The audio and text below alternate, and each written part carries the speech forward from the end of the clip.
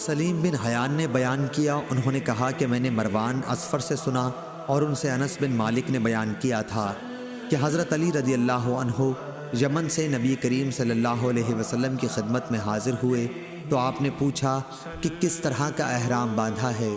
انہوں نے کہا کہ جس طرح کا حضور صلی اللہ علیہ وسلم نے باندھا ہو۔ اس پر آپ صلی اللہ علیہ وسلم نے فرمایا کہ اگر میرے ساتھ قربانی نہ ہوتی تو میں حلال ہو جاتا۔ اور محمد بن ابی بکر نے ابن جریج سے یوں روایت کیا کہ نبی کریم صلی اللہ علیہ وسلم نے دریافت فرمایا، علی تم نے کس چیز کا احرام باندھا ہے؟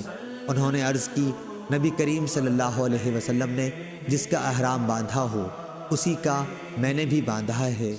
حضور صلی اللہ علیہ وسلم نے فرمایا کہ پھر قربانی کر اور اپنی اسی حالت پر احرام جاری رکھ۔ صحیح بخاری حدیث نمبر 1558۔